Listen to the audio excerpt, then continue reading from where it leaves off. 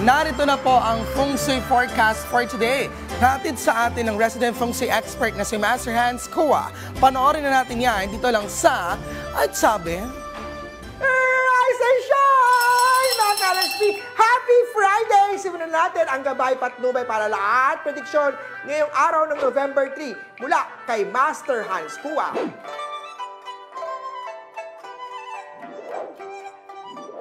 Para sa mga pinanganak ng Year of the Rat, simulan natin, hindi maganda ang araw to dahil mawawalan ng kita ang negosyo. Sa love life aspect naman na maganda ang pakay niya sa'yo. May money aspect, maglagay ng clear quartz sa bahay man or opisina para activated ang money star. Green at 1 ang swerte kay Year of the Rat.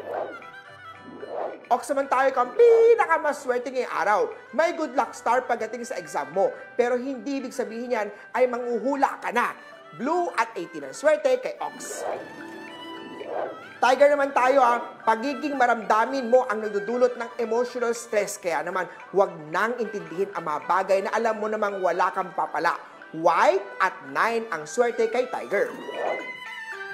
Sa Rabbit naman tayo, mahalin ang sarili bago magmahal ng iba. Dahil sa Love Life Star, makakaranas ng hindi pagkakaunawaan at madalas na away ninyo ni partner. Posibleng masira ang magandang samahan dyan. Silver at 18 ang swerte sa chart. Drago naman tayo, hindi magandang araw na ito naman mag-resign sa trabaho. Wrong timing kasi yan. Pwede mo munang subukan magpahinga ng ilang araw para ma-distress. Mag-iba muna ng environment at baka makatulong sa pagdesisyon. Gray at 7 ang swerte kay Dragon. Sa Mastik naman tayo, iwasan mo ang aahas sa iyong relasyon. Third party star ay dapat ingatan. Brown at 5 ang swerte kay Snake.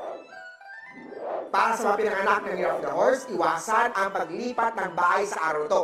Maaari mong madala sa paglipat ang malas na dala ng past na malungkot na mangyayari sa iiwanang bahay. Magpa-face reading at magpa-feng shui ng bahay bago lumipat. Red at 5 ang swerte sa chart. Sa Year of the Goat naman tayo, maganda ang naiisip mong negosyo, ituloy mo yan. Ma-enhance yan ang pagsusuot ng pia or money catcher. Brown at 3 ang swerte sa Year of the Goat. Monkey naman tayo, conflict day to day. Pagdating sa pera, posible na maranasan ang money loss star. Maglagay ng citrine, money tree. Red at 4 ang swerte sa chart mo. Kay Rooster naman tayo, may negative energy. Huwag hayaan mapasa sa'yo ang negative na energy nito. Iwasan ang bad influence na kaibigan. Gold at 16 ang swerte kay Year of the Rooster. Sa Dog naman tayo, magaling kang magbitiw ng salita, ngunit siguraduhin mong kaya mong gawin lahat ng ito. Iwasan ang stress mula sa trabaho, kaya kung minsan ay magliwaliw din. Para swerte, magsuot ng Jade Buddha Charm. Aqua at 7 ang swerte kay Year of the Dog. At sa Year of the Piggy naman, may bagong business na posibleng simulan. May money star, kaya naman piliin pa din na maging masaya kahit marami ang mga problema para tuloy-tuloy lang ang pasok ng swerte sa pera. Gold at 7 ang swerte kay Year of the Piggy.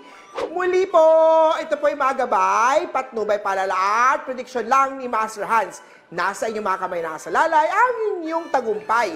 Kaya naman, always be positive at i-claim ang mga swerte. Mga ka-LSP,